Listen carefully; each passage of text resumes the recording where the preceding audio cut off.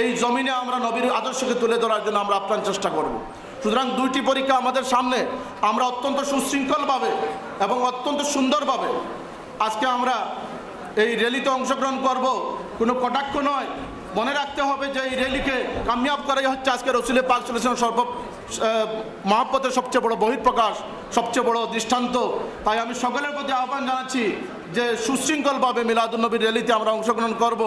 আল্লাহর হাবিবের কাছে, আল্লাহ তোমার হাবিবের এই মহব্বতটুকু তোমার বান্দারা প্রকাশ করবেন, এটিকে তুমি কবুল করো, সবাই বলুন আমিন। আল্লাহ আমাদের ফিরো মুর্শিদ নাই, তোমার ছায়া আমাদের প্রতি রয়েছে, তোমার হাবিবের নজরে আমাদের উপরে তুমি দান করো, সবাই বলুন আমিন। আল্লাহ তোমার বান্দাদের এই ত্যাগ, তোমার বান্দাদের এই মহব্বত, তোমার ওলির রূহকে তাদের উপরে সন্তুষ্ট করে দাও, তোমার হাবিবের রূহ মোবারককে তাদের উপরে সন্তুষ্ট করে দাও। আল্লাহ তুমি আমাদের সহায় থেকো, ইনশাল্লাহ আমরা ওয়াদাবদ্ধ, তো আমরা বেঁচে থাকতে তোমার হাবিবের দিনের উপরে কোনো কটাক্ষ আসবে, এই তসলিমা নাসরিনের অনুসারী কি রাশেদা কে চৌধুরী একটা তসলিমার একটা রেখে যাওয়া একটা আপনার কলঙ্ক, সে নাকি বলেছে যে আলিম উলামারা এদেশের কি করছেন, ইসলামের জন্য আলিম উলামারা এই দেশকে নষ্ট করছেন। এই ধরনের দৃষ্টান্তমূলক জবাব যদি প্রত্যাহার না করা হয়, এর সুষ্ঠু বিচার না হয়, তোমার পরিণাম তসলিমার মতো হবে, ঠিক কিনা?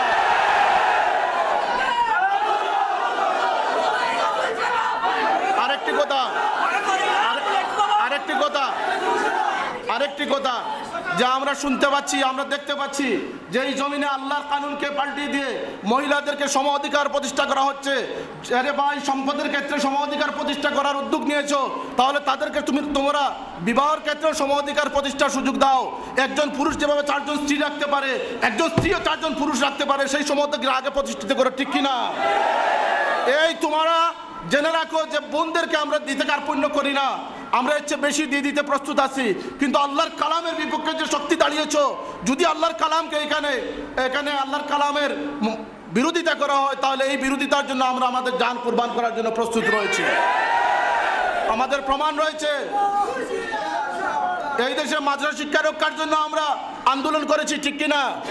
এই দেশে রসুলের পাক মহব্বত প্রতিষ্ঠার জন্য আমরা আন্দোলন করেছি, ঠিক কিনা?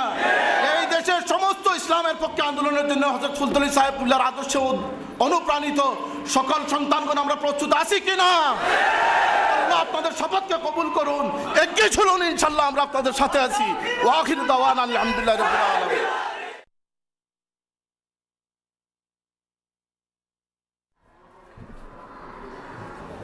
আসসালামু আলাইকুম। নাহমাদুহু ওয়া নুসাল্লি আলা রাসূলিহিল কারীম, আম্মা বা'দ। আপনারা জোহরের নামাজের পরে র্যালি লিয়ে যাইতা, একটা কথা কইতাম চাইরানো যে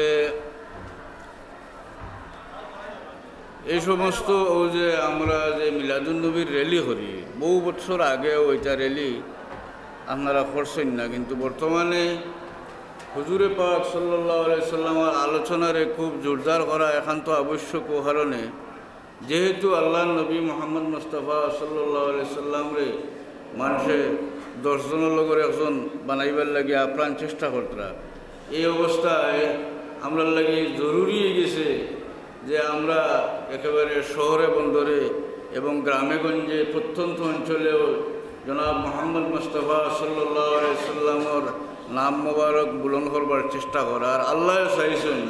ও আল্লাহ রাফা'না লাকা যিকরাক, ও আমার হাবিব আপনার আলোচনারে আমি বুলন্দ করিয়া রাখছি।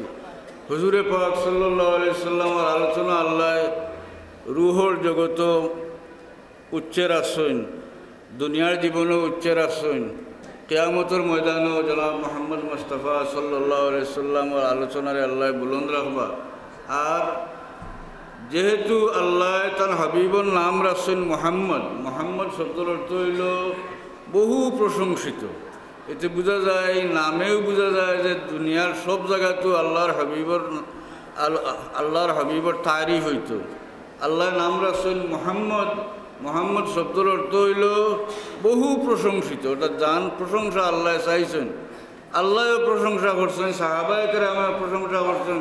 আল্লাহর হাবিবের উপরে যত মানুষে ঈমান আনছেন, শিক্ষিত অশিক্ষিত নির্বিশেষে সব মানুষে আল্লাহর হাবিবর তারিফ করছইন বর্তমানেও কররা এবং কিয়ামত পর্যন্ত আল্লাহর হাবিবর প্রশংসা মানুষে করতে থাকবো। ফিরিস্তা হলেও আল্লাহর হাবিবর প্রশংসা করেন, তাইলে আল্লাহ যেটা চাইন ওটার একটা ধারাবাহিকতায় আমরাও হুজুরে পাক সাল্লাল্লাহু আলাইহি সাল্লামের আলোচনা বুলন করবার লাগিয়া আমরা এই র্যালি আল্লাহ আমাদের তৌফিক দেব।